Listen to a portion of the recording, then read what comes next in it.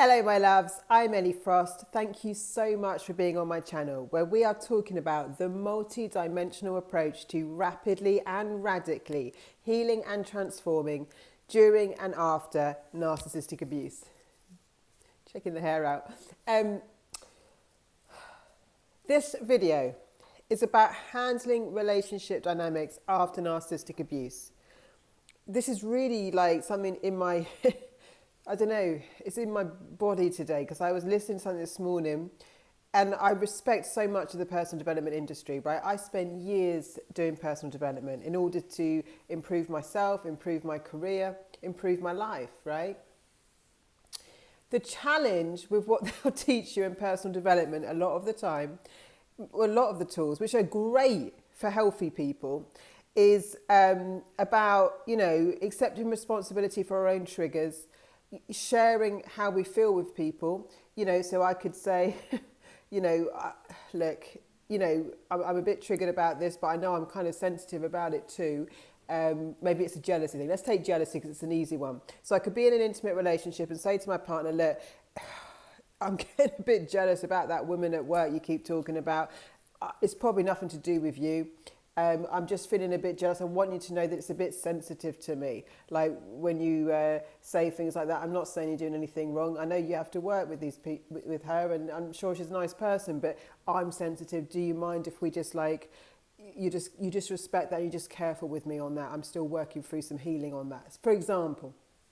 Now, in a healthy relationship, that will be met with respect, and you'll want the same things. You'll want love, intimacy, validation, to love and be loved by each other, respect from each other. It will be mutual. So all the personal development tools about being aware of yourself, communicating with other people where you are so that they can help you and form a good relationship with you there, work in a lot of environments where it's healthy. It also teaches you how, you really can't change anyone else, and just by changing yourself, other people will respond to you differently. There's so much wisdom in it, but there's a massive thing lacking. After all the years of study and dedication I did to personal development, it didn't help me with the abuse cycle stuff.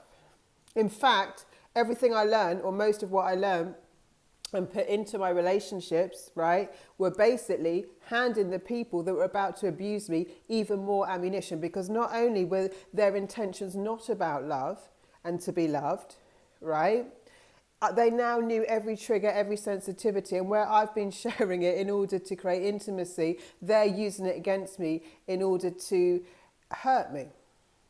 Now, healthy people will do that sometimes if they're triggered, but not in the way a manipulator or a narcissist is. So I feel like there's a missing piece to this. We have to really understand that some people on the planet want what we want. Love, harmony, resolution, to be loved and to be loved. We want healthy relationships. We want connection in our life. We want to spread love in the planet. We actually want to give. We love giving, a lot of us. It's a really lovely thing to contribute and have a meaningful place in the planet where we feel like we can contribute to people's lives. We can share our advice, our wisdom, our stories. When I say about not emotionally dumping on people, you'll notice that we talk about emotions here, but we don't dump them on people. We share our experiences from, our truth, right? That's the difference in that, where we connect on who we are, right? But there are other people on the planet. We have to understand it spiritually. If we don't understand spiritual context, we will not understand what we're dealing with. If you don't know who you're dealing with first, everything that will work for you in a healthy relationship will work against you. Everything I did to improve myself in personal development pretty much worked against me with manipulators and narcissists. Because whatever they could intuitively know about me, they knew, and whatever they couldn't sense, I was giving them the bullets to shoot me with, right? This isn't to be scared of people, but we're doing things sometimes the wrong way round. The first thing we've got to understand is, who are we dealing with? With a healthy person, or healthy in the sense of they want the same thing. They want to be loved and be loved. A narcissist or a manipulator, they don't want that. What they want is to predominantly be feared and overpower you. That's what they want. They want to be feared and overpowered you. There's a module, I'm doing module 1 this week, but there's a particular segment on fear and guilt and stuff in relationships that we don't want to be coming from there. But when you're around a person that's making you feel fear, guilt, right, obliged, red flag. Now, I listen to some of these things on personal development, and they give you a lot of tools on communication, but you can't talk your way out of a situation. They're just going to, a narcissist will just pacify you and tell you what you want to hear. But it's our focus on the communication is the wrong way round again. We must focus on the energy first. I know how I feel about someone.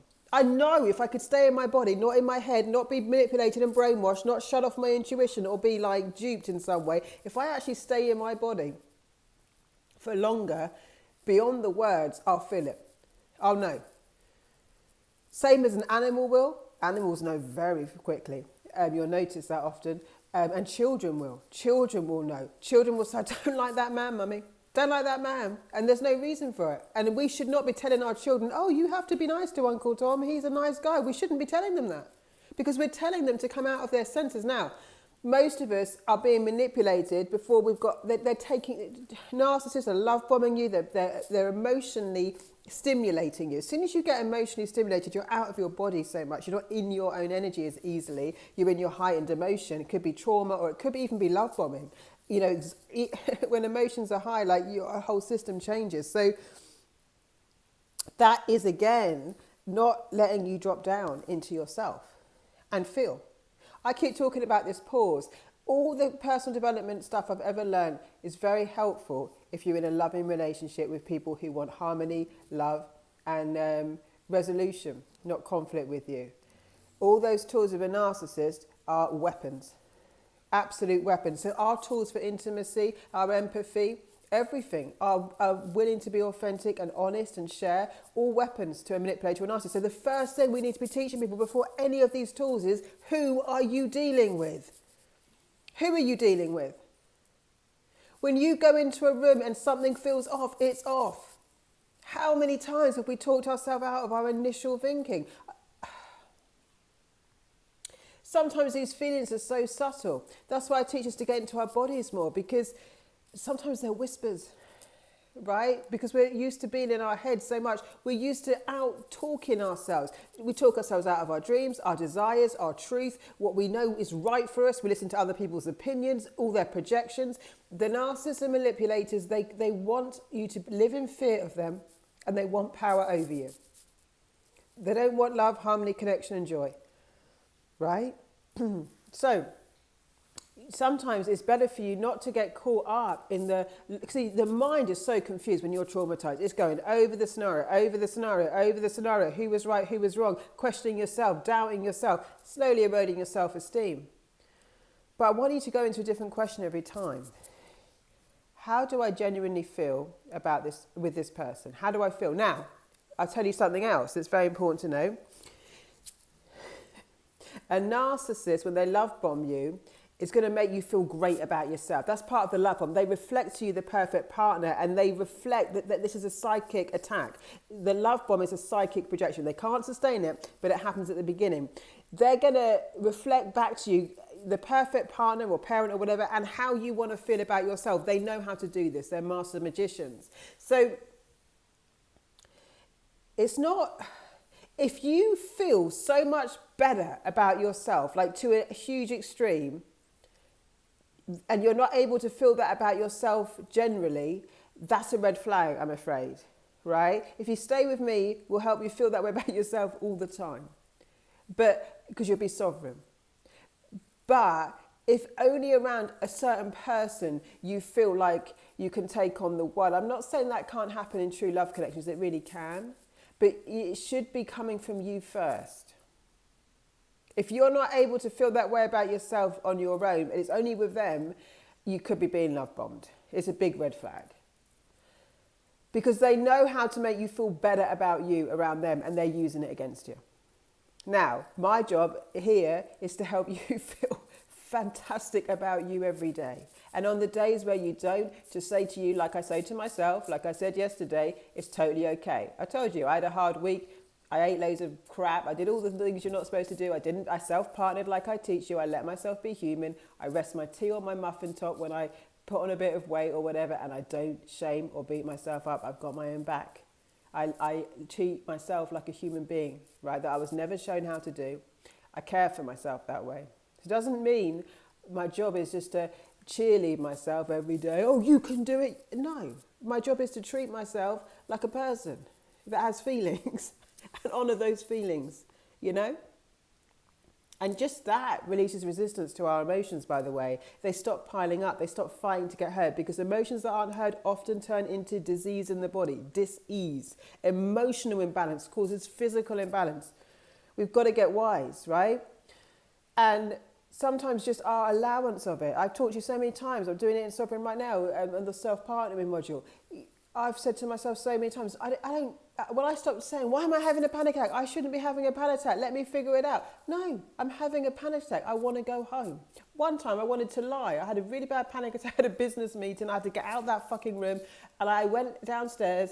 This was not professional, I guess. No one saw me, I don't think. Actually, well, obviously some pedestrians did. I went round the back. There was like this, I don't know, little grass garden. I needed to ground. I lay on the grass like a lunatic, because I was having a panic attack and I needed to breathe and I needed to be on the grass and the ground, right? I didn't realise I was self-partnering with myself then. I thought I was just being nuts, but I wasn't being nuts. My body needed to ground. It knew what it needed to do, right? Grounded. In some cultures, I've sat with Sikhs and stuff. I did some yoga with them, but like, you know, they will actually go out on the ground often, every day, and put their feet in the grass to be grounded, right? To be tethered to the earth and not get ungrounded in this world. So the first question is, who am I dealing with? If I'm feeling like, oh my gosh, because of how this person is seeing me, I now feel like I'm amazing, but I'm not able to feel that way on my own. I've got personal work to do, and I've got to look at this person, right? Because that's not so healthy a lot of the time. Now, that's not to say if you don't fall in love with someone that you don't feel great around them. You will. But it's not in this, it's more they are magnetizing and amplifying. Like money amplifies who we already are, so does love. Real love amplifies who you are. It doesn't change you into someone you're not. So in the love bomb, you're going to be changed into someone you're not. And then you might love that person in the love bomb, you see, which can be tricky. The first thing we need to teach people, who am I dealing with? The biggest skills are coming into our senses. How do I feel around this person? I feel off. You don't have to know why. Why are we spending hours deciding why and not trusting our senses? My dogs don't need to know why. They know when someone's off. Kids don't need to know why. If we would listen to our children, we would save so much problems in this world. My goodness me, children often know. So this isn't to be scared of people. Everything that's good about you is so good about you. This is what I don't want us to squash. Everything about your empathy, your willingness to tell the truth, your willingness to be authentic, your willingness to share, your willingness to be open-hearted. Please don't shut it down. Just learn the things we're talking about. So you're boundaried, you're protected, you're elegantly strong, and you cannot get anywhere near predators with that kind of goodness. But with the right, so you don't want to block that part of you off, because that is the part that will give you the most fulfilling, joyous, amazing relationships on the planet. And you deserve it. We all do, right?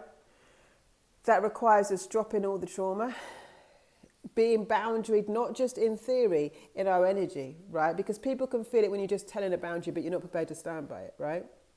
People will feel it back when they come up against you and you have got a boundary. I did recently. When you have got a boundary and they really push it, they will feel that backlash too. So that's what I want to share today, guys. Please join Sovereign this week if you can.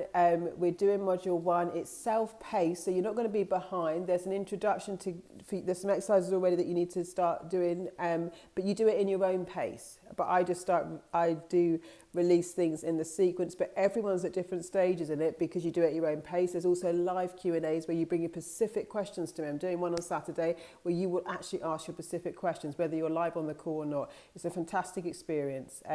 So let me know if you want to join that. Lots of love, guys, and I'll speak to you soon.